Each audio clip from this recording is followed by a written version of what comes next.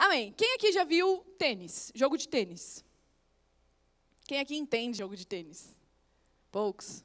Tem gente que gosta. Ó, o João gosta. O Maui também. Você gosta, Maui? Tênis.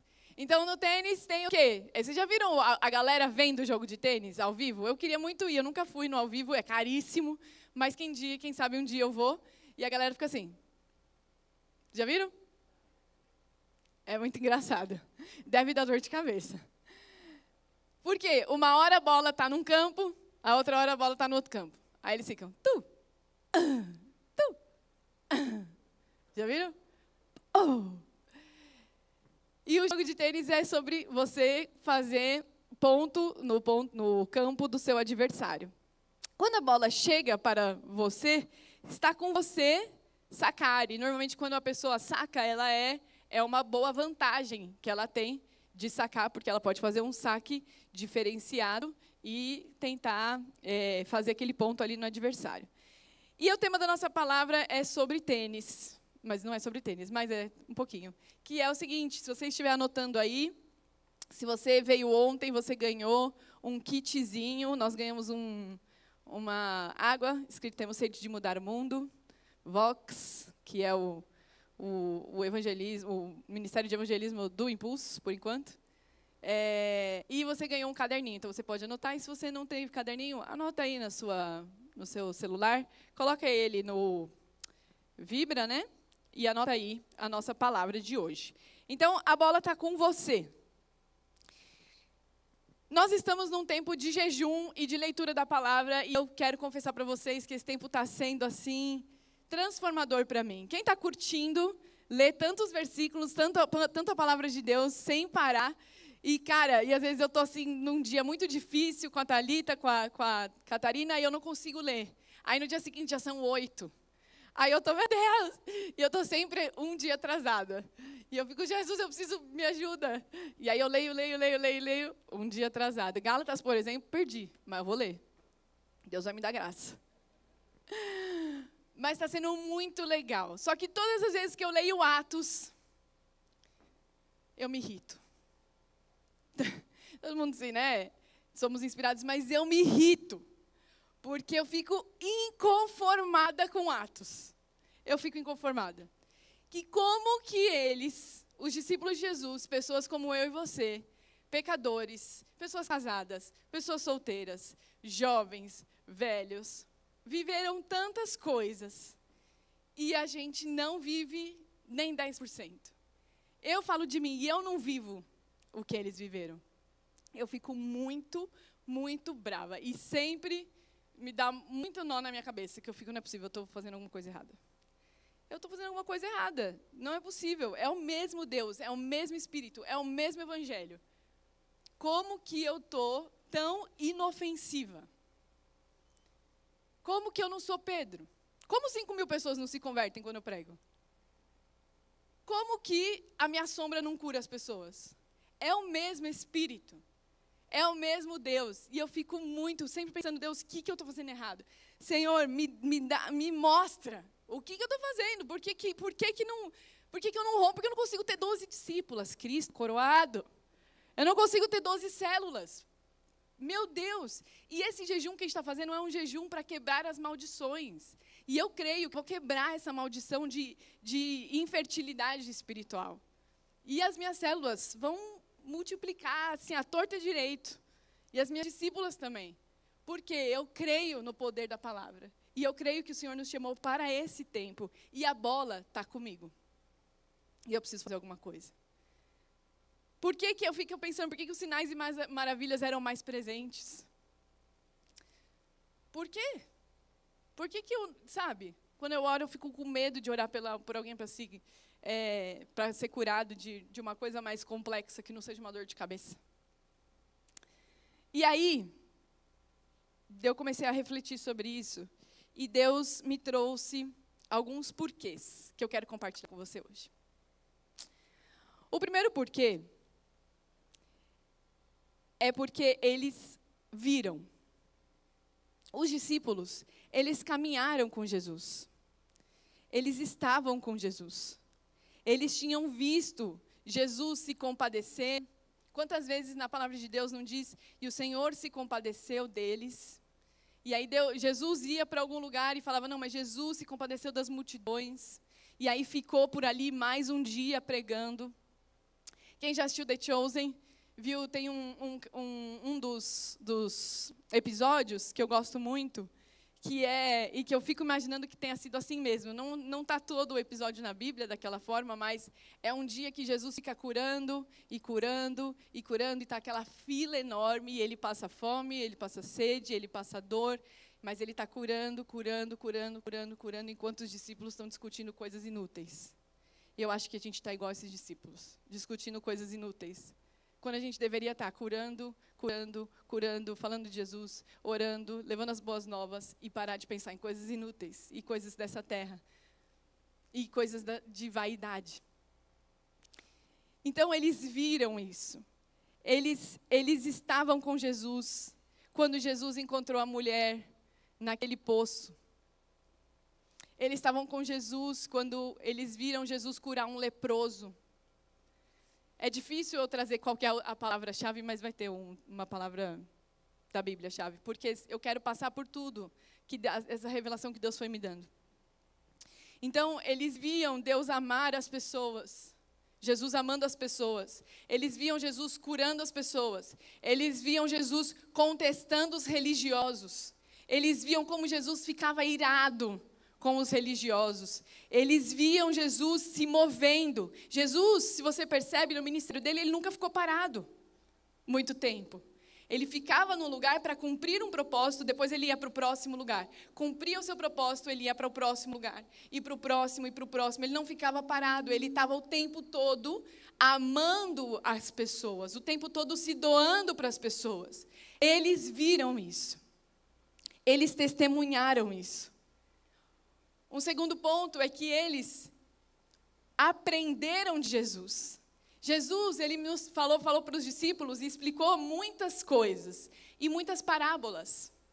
E se você se lembra, por exemplo, da parábola do filho pródigo. Quem conhece a palavra do filho pródigo aqui?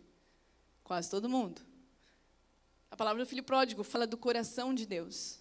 Aquele coração que sempre vai receber a pessoa de volta. Independente do erro, independente do tamanho do erro e da humilhação. Ele sempre vai receber. Depois ele falou da palavra do grande banquete. Quem aqui já ouviu o novo EP do Marco Teles, que fala sobre essa parábola? Do grande banquete, onde ele fala, ele traz que todos devem ser chamados para esse grande banquete, não somente aqueles que são dignos de estarem ali, mas principalmente aqueles que não são dignos de estarem ali. Que o grande banquete é para todos. E o que é esse grande banquete? É o reino de Deus. O reino de Deus é chegado. O reino de Deus deve ser pregado. Mas aqueles que não ouvirem ou que recusarem o reino de Deus, eles não terão assento nesse banquete. Mas nossa missão é ir atrás daqueles que precisam ouvir a palavra de Deus, porque eles têm assento nesse banquete. Aqueles que são humilhados, marginalizados, os feridos, porque o Senhor não veio para aqueles que estão sãos, mas para aqueles que estão doentes. A palavra de Deus, eu estou falando a palavra de Deus aqui. Então, eles viram, eles aprenderam,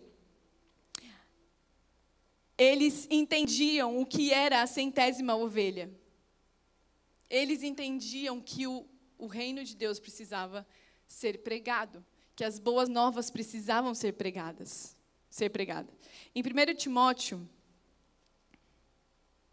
2:4, gente, minha anotação dá uma confusão. Se eu errar o versículo, vocês me perdoem, né?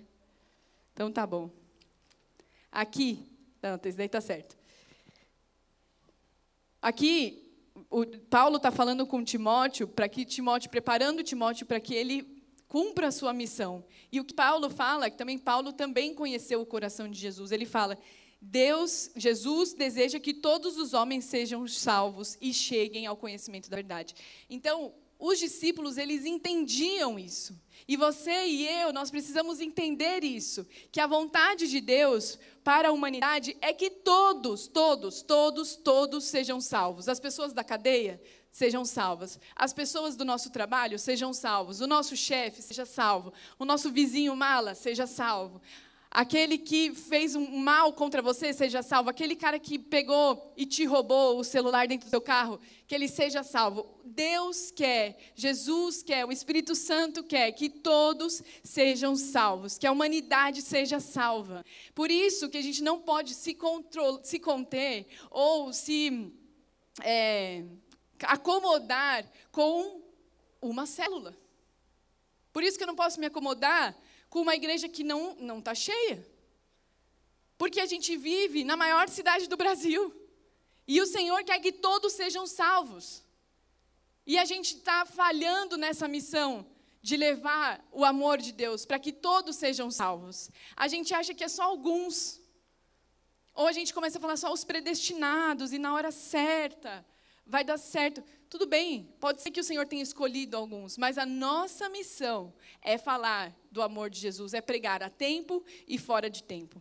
Então, os discípulos, eles viram, eles entendiam o coração de Deus. Os discípulos, o segundo ponto, é que eles experimentavam. Eles experimentaram, porque eles experimentaram ser enviados. Jesus enviou 12 e depois ele enviou 72. E ele falou, eu vou enviar vocês porque eu vou treinar vocês, bora. Então Jesus consolidou e treinou, discipulou os seus discípulos e os enviou. Vamos lá. No meu nome vocês vão expulsar demônios, eu vou te dar autoridade e vocês vão pregar sobre o evangelho. Se alguém não aceitar, você limpa os seus pés e segue para a próxima casa. Se alguém aceitar, você entra na casa dessa pessoa, ceia com ele, gasta tempo com ele. E aí, eles viveram isso, eles viveram esse id, eles viveram estar lá, eles serem enviados, eles expulsando demônios, eles curando as pessoas. Eles foram treinados para isso. Por quê? Primeiro, eles entendiam o coração de Deus. E segundo, eles treinaram para conseguir fazer a obra do Senhor. A gente pode ver que a bola estava com eles. A gente pode lembrar do que Jesus falou com Pedro. Depois que Pedro negou a Jesus. Depois que Jesus ressuscitou. O que Jesus falou para Pedro? Pedro, você me ama? Se você me ama, apacente as minhas ovelhas. Pedro, você me ama? Se você me ama, cuida dos meus cordeiros. Pedro, você me ama? Se você me ama, apacente as minhas ovelhas. O amor de Pedro por Jesus, e a última coisa que Jesus pediu para Pedro foi: cuida das minhas ovelhas, cuida da minha igreja, cuida daqueles que precisam. Além disso, quando Jesus ele foi enviado, e eu quero que a gente abra em Marcos 16, 15.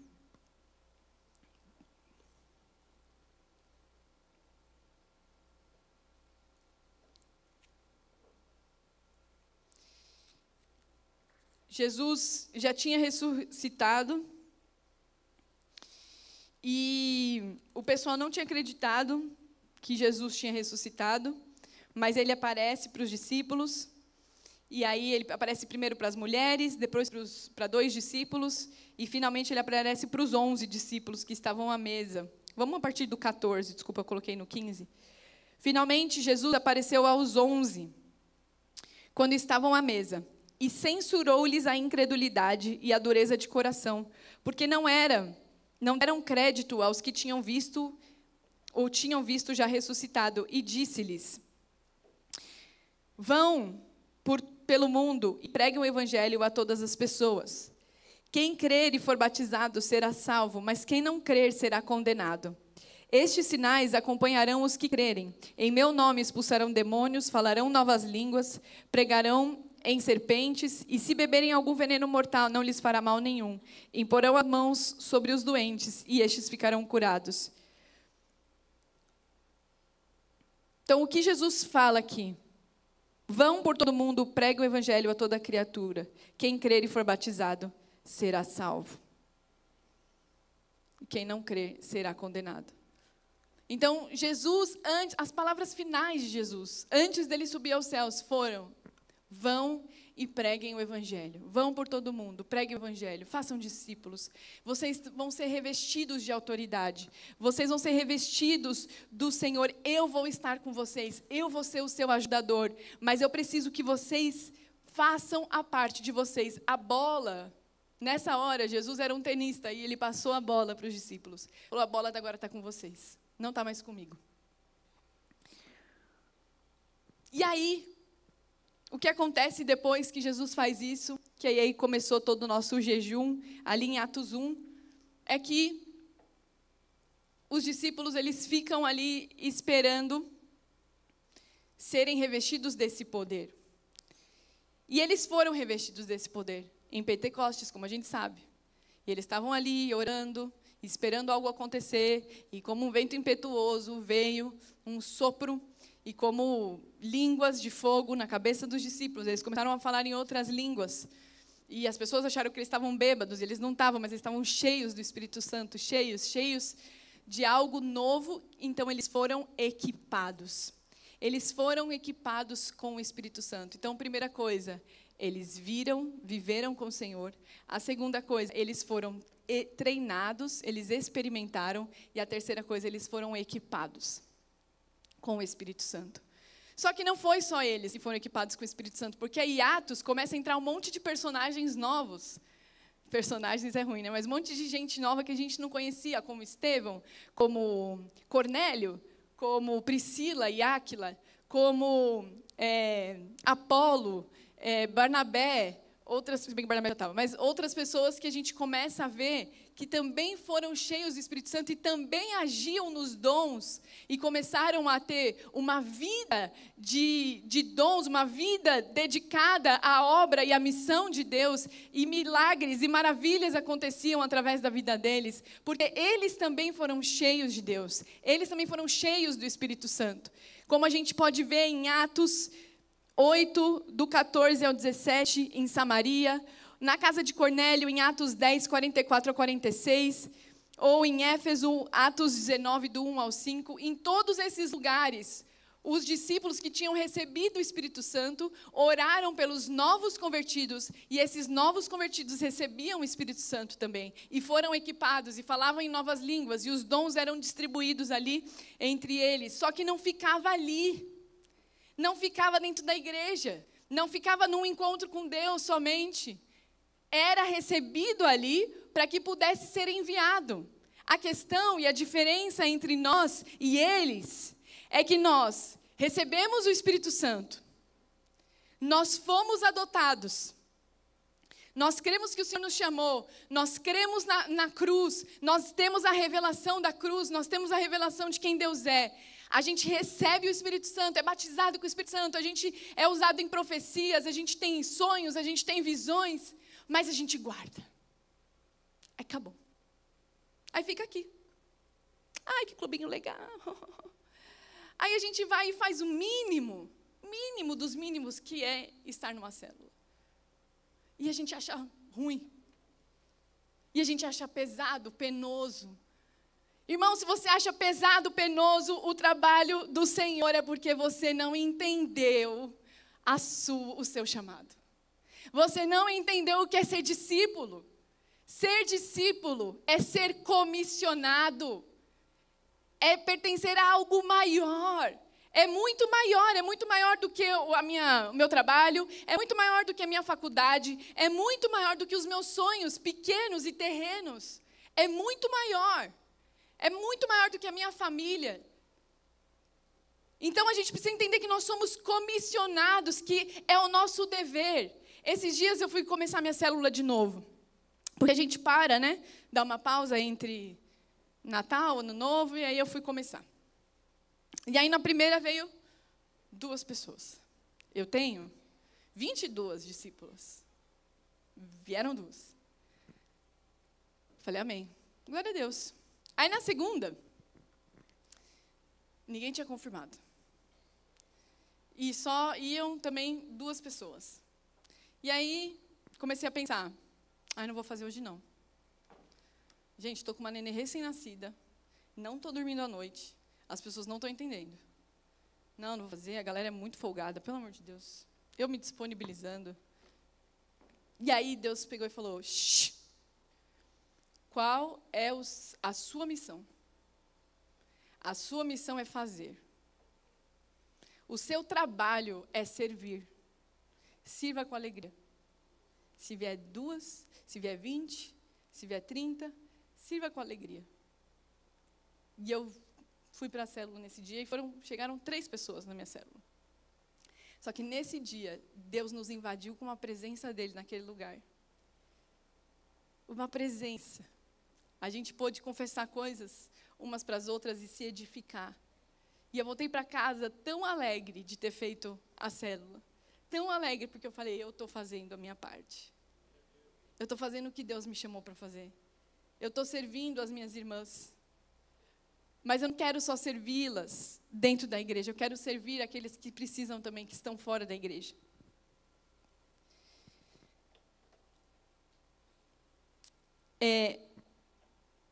Eu quero ler com vocês uma passagem que está em Lucas 14, do 16 ao 24.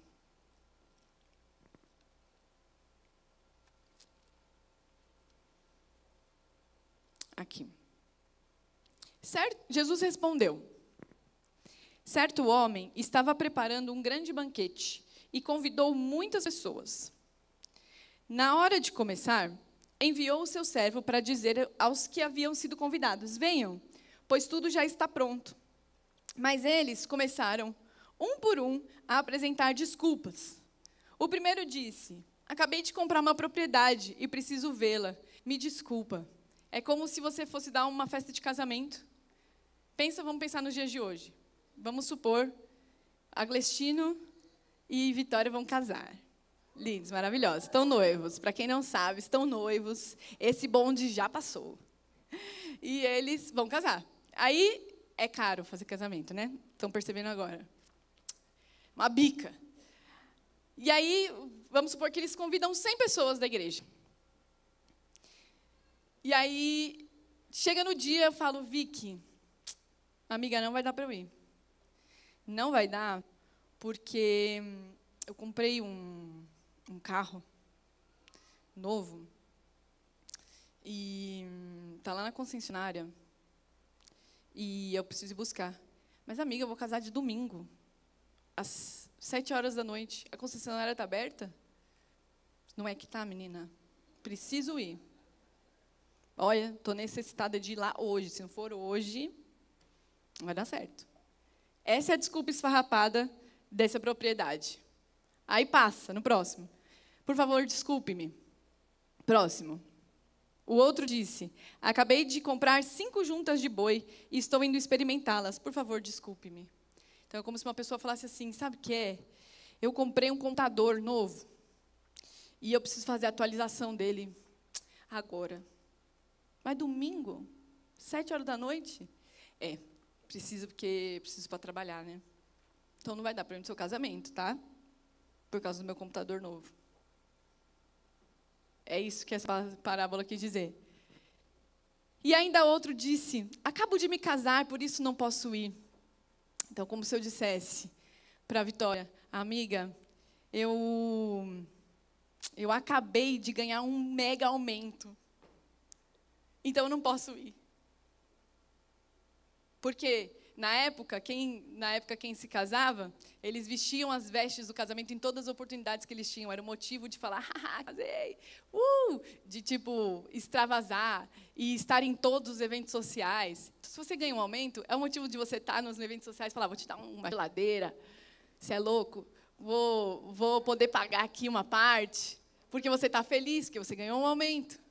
Mas é a mesma coisa que eu falar, ganhei um aumento, e eu não quero, e eu não vou. Tá. Essas são as desculpas que as pessoas deram. Vamos lá. O servo voltou e relatou isso ao seu senhor.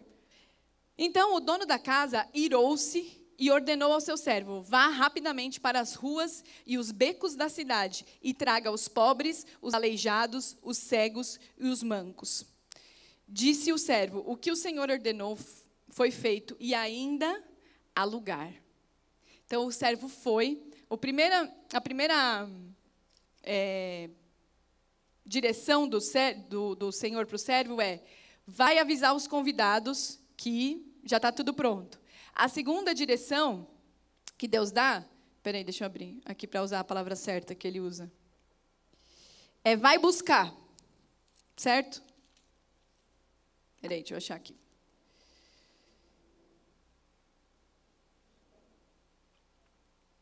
Isso, o primeiro, enviou seu servo para avisar os convidados, venham porque já está tudo preparado. O segundo, ele fala o seguinte, sai depressa às ruas e becos da cidade e traga para cá os pobres. Mais tarde, o servo lhe disse, patrão, eu fiz o que o senhor mandou e ainda há lugar. Ainda há lugar. Então o Senhor disse ao servo, sai pelos caminhos e atalhos e obrigue todos a entrar, para que a minha casa fique cheia. Porque digo a vocês que nenhum daqueles homens que foram convidados provará da minha ceia. E aí ele sai, então o servo, ele vai e traz as pessoas que estão nas ruas. Então os aleijados, porque na época os aleijados eles ficavam nas ruas. Então se a gente for trazer para o nosso mundo de hoje, são os moradores de rua. Vai lá e busca o morador de rua. Vai lá e busca a prostituta que está na esquina. Vai lá e busca as pessoas, a pessoa que está bêbada ali, não consegue achar a casa dela. Vai lá, sai na rua e busca a doida da Cursino, a princesa, para ela entrar aqui na minha festa. Eu quero que a minha festa esteja lotada. Vai lá e busca essas pessoas que ninguém olha, que ninguém quer, que todo mundo menospreza. Eu quero que você busque. E aí o servo vai e busca as pessoas, ele traz as pessoas, ele fala, viu, existe um banquete e você está convidado. E a pessoa fala, meu Deus, eu nunca fui convidado para um banquete, eu sou prostituta. Quando eu entro na igreja, as pessoas me olham com uma cara estranha. Aí fala com o bêbado, vamos que tem um banquete para você, mas eu não posso estar na igreja porque eu estou bêbado, eu não posso entrar lá. Não, vem porque tem lugar para você na mesa. Vai, morador de rua, você está fedido, está 1 ano sem tomar banho, vem porque tem lugar para você na mesa, vem. E aí ele vai e começa a trazer, e as pessoas que nunca foram convidadas começam a sentir que ela tem um lugar na mesa do seu Senhor. Um lugar numa festa de casamento chique, como vai ser a da Vitória e do Agliston.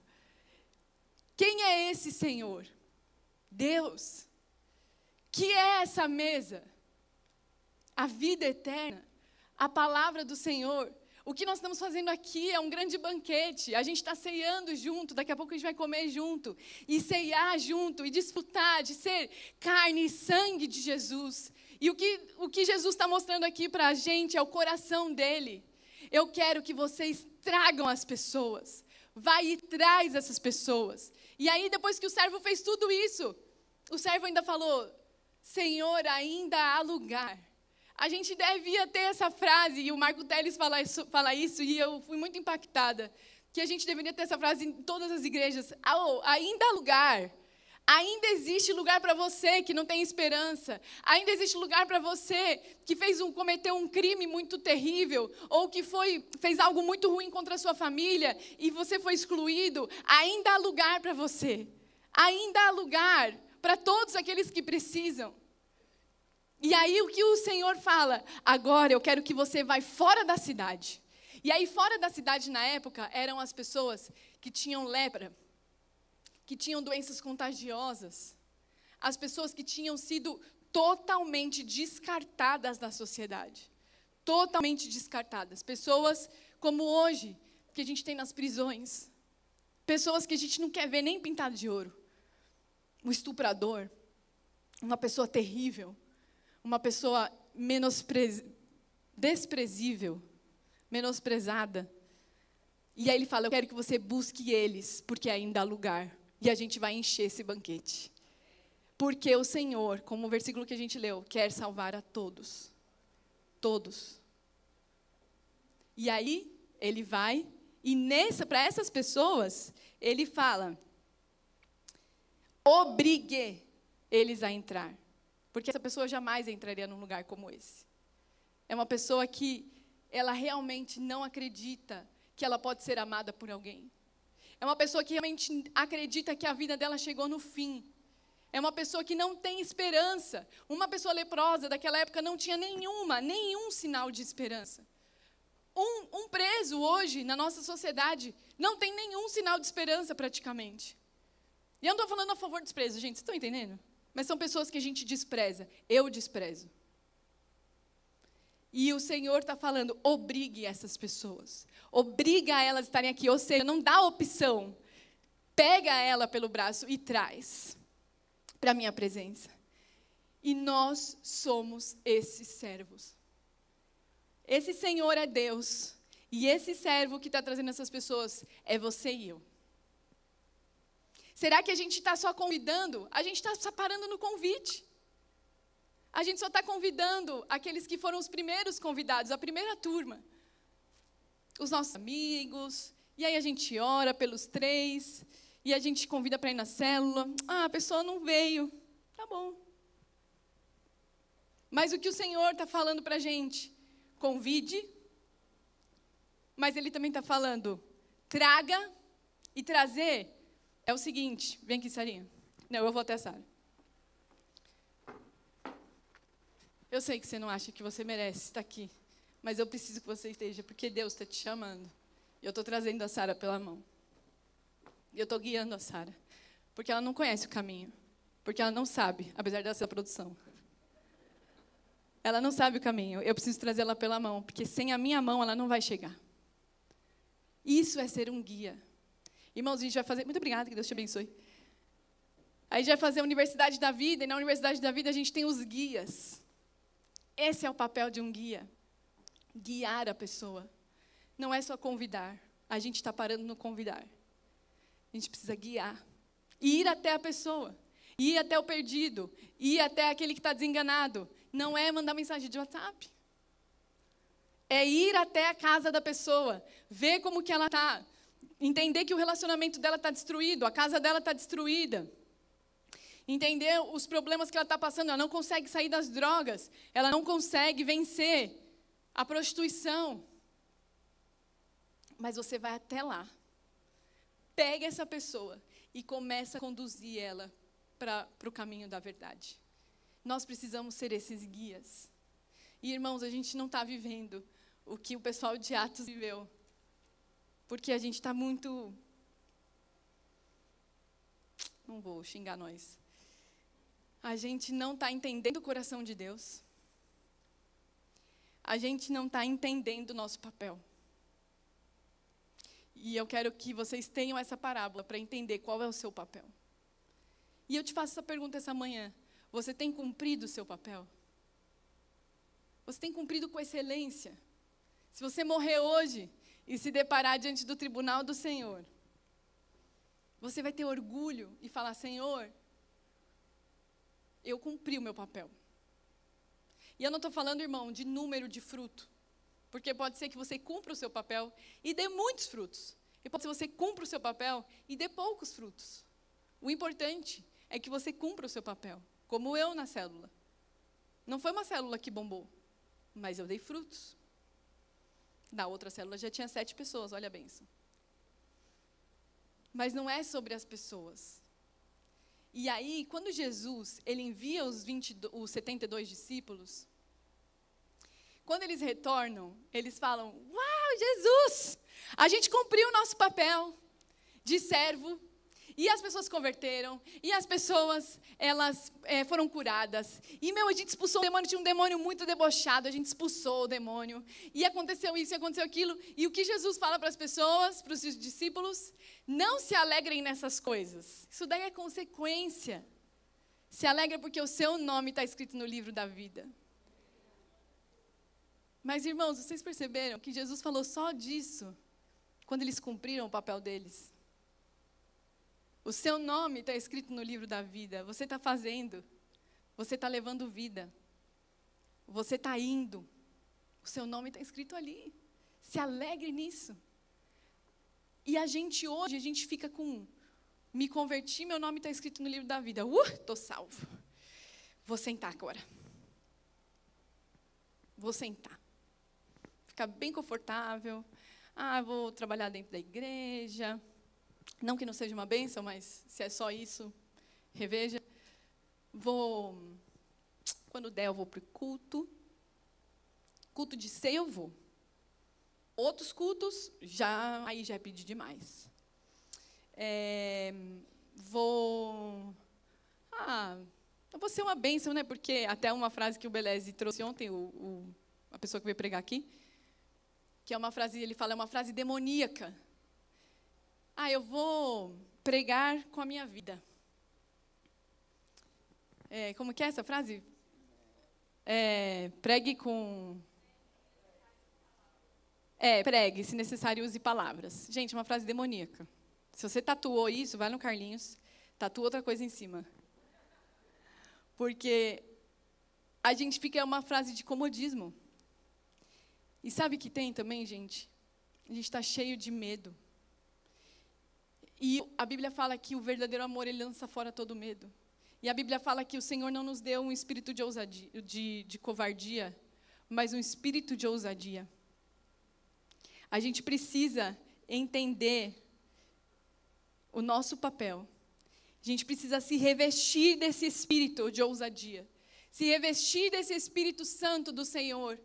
Que você foi batizado, não foi batizado só para orar em línguas na sua casa, irmão. Isso é muito pouco. Isso é muito pouco. Você não foi batizado com o Espírito Santo para trazer profecias somente dentro da igreja. Isso é muito pouco. Palavras de conhecimento. Mas nós precisamos buscar os dons para o outro. A gente precisa sair, a gente precisa ser esse servo que vai até aquele que precisa. E eu tenho certeza que você está pensando numa pessoa agora que precisa. Você está pensando numa pessoa agora que, poxa, eu parei de pregar para essa pessoa. Eu dei a sentença de morte espiritual para essa pessoa. Será que a gente não tem feito isso, dado sentenças de morte espirituais? E aí a gente para de pregar, a gente para de falar. A gente fica muito ferido. Irmãos, você vai se ferir. Vocês estão lendo o que aconteceu com Paulo? Talvez a nossa ferida ela não seja física, porque graças a Deus a gente vive num país laico, onde a gente pode pregar o evangelho. Mas a gente vai ter feridas emocionais nesse meio do caminho. A gente vai entender, a gente vai ser rejeitado. A gente vai ser zombado. A gente vai ser excluído. A gente vai tentar e amar as pessoas e a gente não vai receber esse amor de volta. Mas a gente não tem que fazer as coisas esperando um retorno terrestre ou terreno. Se você percebe, nas coisas que Jesus vai ensinando, Ele ensina, se você for orar, ora no seu quarto. O Senhor que te vê em secreto te recompensará. Se você for convidar alguém para uma festa, convida quem não pode pagar de volta, porque a sua recompensa é eterna. Porque se você convida alguém que pode te pagar de volta, a sua recompensa é terrena. Então a gente fica buscando as coisas por reconhecimentos e recompensas terrenas. Então eu vou fazer o evangelismo porque eu vou postar no meu Instagram. E aí todo mundo vai achar o quanto que eu sou de Deus. Porque eu vou fazer a obra de Deus, eu vou trabalhar na igreja para que um dia eu possa pregar e as pessoas vejam o quanto eu sou de Deus. Se essa é a sua motivação, não faça. Mas hoje o Senhor está querendo converter os nossos corações a Ele. Hoje o Senhor está querendo converter os nossos corações ao nosso propósito. Irmão, irmã, você tem um grande propósito. E sabe por que o Senhor pode realizar na sua vida? Porque não é sobre você, não é sobre mim, não é sobre os seus defeitos, não é sobre o seu passado, não é sobre os pecados que você insiste em cair, não é sobre isso, é sobre o Senhor. Se a gente for esperar pessoas perfeitas para fazerem a obra de Deus, a gente não vai ter ninguém, irmão, eu não posso estar aqui. Hoje eu briguei com meu marido, eu não posso estar aqui. O Senhor não espera a perfeição. O Senhor espera disposição. O Senhor espera amor. Paulo fala, busquem os dons, mas busca ainda uma coisa mais excelente, que é o amor. Nós precisamos amar aqueles que Deus ama. Nós precisamos amar o que Deus ama. E parar de amar a nossa própria vida. E parar de amar o nosso próprio umbigo. E parar de amar o nosso emprego. E parar de amar o nosso conforto. Os preguiçosos não herdarão o reino dos céus. E a gente precisa parar de ser preguiçoso e temeroso. Irmãos, quando eu falei que a gente ia fazer evangelismo no carnaval, mais de 10 pessoas falaram para mim, mas tem que orar, hein? Que a guerra espiritual... Se eu não estou aqui para isso, eu estou aqui para quê? Óbvio que tem guerra espiritual, mas tem guerra espiritual todos os dias. A gente não pode ter medo. E a gente fica com medo de fazer as coisas, medo de falar de Jesus, medo de ser machucado, medo das pessoas não entenderem, medo, porque você está achando que é sobre você e você não está entendendo que os discípulos entenderam, que nós somos revestidos do Espírito Santo, nós somos revestidos de ousadia, somos revestidos de poder. E quando a gente ora por alguém, não é a nossa boca, mas é o Espírito Santo através de nós, é o Senhor falando com aquela pessoa, é o Senhor trazendo a palavra dele para aquela pessoa. Nós precisamos nos levantar. E eu quero que você feche seus olhos e comece a se examinar. Espírito Santo de Deus, eu te peço que o Senhor venha falar conosco nessa manhã, Deus. Espírito Santo, fale ao nosso coração. Fale, Deus, aquilo que a gente precisa ouvir nessa manhã, Deus. Oh, Pai, que o Senhor traga a Tua presença sobre este lugar, pela Tua misericórdia, porque a gente não merece, Deus. A gente não merece a Tua presença, a gente não merece, Deus, sermos chamados Teus filhos. A gente não merece, Deus, ter uma missão a cumprir, mas o Senhor faz as coisas através de nós. Mas o Senhor escolheu nos amar, o Senhor escolheu se entregar por nós. E nessa manhã, Deus, nós aceitamos a sua entrega, Jesus. E queremos dizer que ela não foi em vão. Não foi em vão, primeiro, porque nós entregamos a nossa alma a Ti. E o nosso coração não foi em vão. E segundo, que nós nos entregamos de volta ao Senhor. E somos escravos do Senhor e da sua obra. Se você quer que o Senhor te batize com esse amor, se você quer ser esse servo que busca, que traz, que obriga as pessoas a virem cear nesse banquete do Senhor, eu quero que você se coloque de pé. Se você quer receber esse amor, e pode ser que você pense que você nunca vai conseguir amar as pessoas como Deus ama. Pode ser que você pense que isso não é para você. Coloca a mão no seu coração. E começa a pedir, Espírito Santo, me muda. Me muda. Muda o meu DNA. Muda a minha visão. Assim como o Senhor fez com os discípulos, quando o Senhor ceou com eles, que as escamas dos olhos deles caíram, para que eles pudessem reconhecer que o Senhor tinha ressuscitado. Que nessa manhã o Senhor faça a mesma coisa comigo. Muda quem eu sou. Muda a minha perspectiva. Muda o meu coração, Deus. Eu quero amar as almas como o Senhor ama. Muda, Deus, quem eu sou. Muda a minha forma de andar, a minha forma de operar, Deus. Muda. Transforma-me, Deus, nessa manhã. Transforma-me, Pai.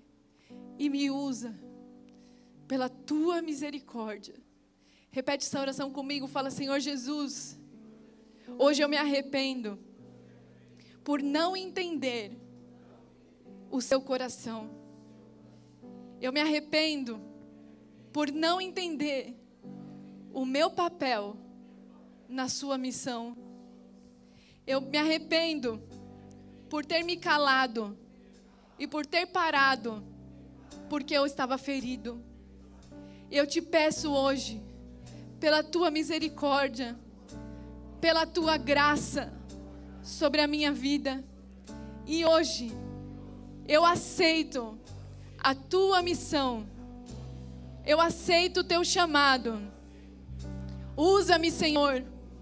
Me mostra quem o Senhor ama e quem eu preciso buscar. Me mostra quem eu preciso trazer.